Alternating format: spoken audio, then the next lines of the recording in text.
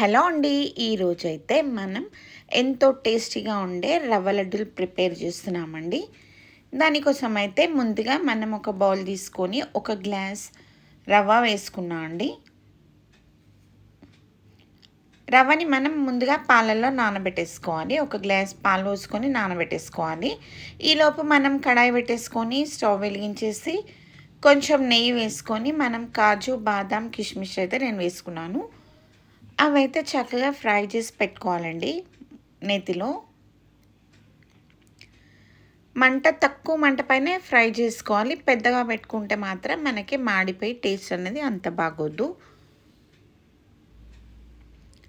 So చిన్న మంట మీద అలా కలుపుతూ మనం చక్కగా ఫ్రై చేసుకోవాలండి. ఇలా ఫ్రై చేసుకున్న ఈ డ్రై ఫ్రూట్స్ని మనం ప్లేట్లోకి తీసేసుకోవాలి. మనం ముందుగా నానబెట్టుకున్న రవ్వని ఇదే నేతిలో పకోడీలు లెక్క వేసుకొని ఫ్రై చేసుకోవాలండి. అన్నీ అలాగే చేసుకోవాలి.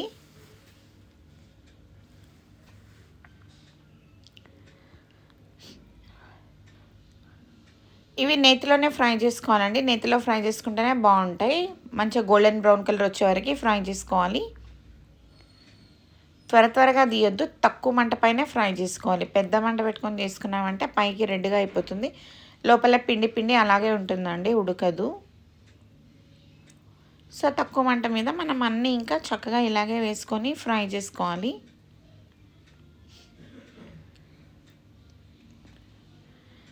ఇప్పుడు మనకి అవి ఫ్రై అయిపోయాయి. ఇంకా కొంచెం ఉంది కదండి, ఇంకా కొంచెం దాన్ని కూడా కొంచెం నెయ్యి వేసుకొని మళ్ళీ కొంచెం ఫ్రై చేసుకోవాలి.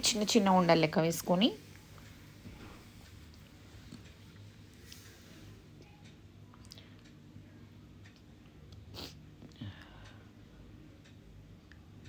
ఈ వీడియో చూసిన వాళ్ళు ప్లీజ్ ఒక లైక్ ఇవ్వండి. ఛానల్ని కొత్త వాళ్ళైతే ఛానల్ని సబ్స్క్రైబ్ చేసుకోండి.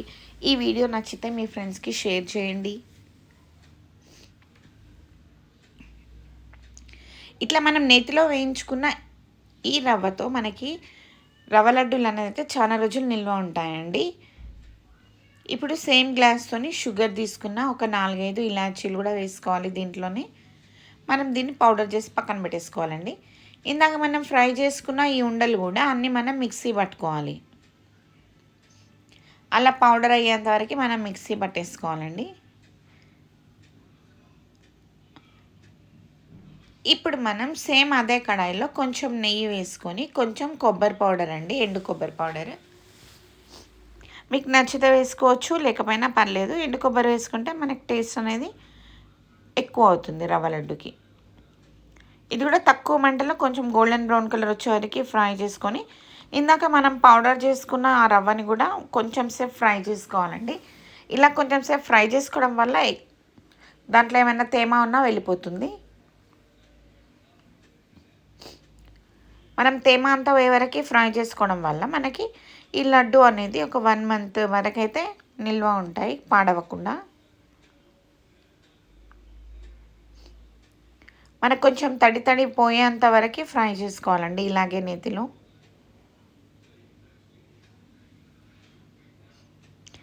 టేస్ట్ అయితే అద్దరిపోతుంది.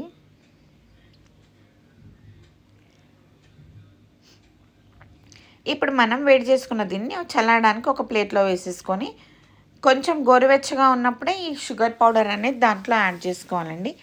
ఎక్కువ వేడిగా ఉన్నప్పుడు యాడ్ చేసుకున్నాం అనుకోండి, మనకి అది మొత్తం మెల్ట్ అయిపోయి మళ్ళీ పాకం లెక్క అయిపోతుంది. సో మొత్తం కూల్గా అయిన తర్వాతే మనం షుగర్ పౌడర్ అనేది రవ్వలో యాడ్ చేసుకొని అంతా మిక్స్ చేసుకున్న తర్వాతే మనం డ్రై ఫ్రూట్స్ కూడా ఫ్రై చేసుకునే వేసుకొని అంతా మిక్స్ చేసుకోవాలి. చూస్తున్నారు కదా, ఇప్పుడు మిక్స్ చేసుకుంటుంటేనే మనకు ఉండలు వచ్చడానికి రెడీగా ఉంది. కాబట్టి ఎక్కువ వేడిగా ఉన్నప్పుడు వేయద్దండి. అలా మనం చిన్నగా ఉండలు చుట్టేసుకుంటే ఎంతో రుచికరమైన టేస్టీ రవ్వ లడ్డులు రెడీ. మనకు ఎంత ఈజీగా ఉండలు చుట్టుకోవడానికి వచ్చేస్తున్నాయో చూస్తున్నారు కదా.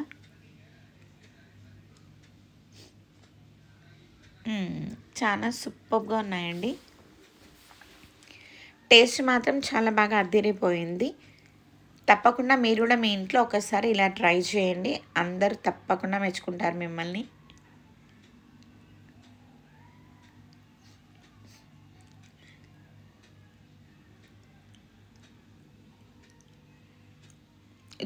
జ్యూసీగా ఎంత బాగున్నాయో కదా లడ్డు.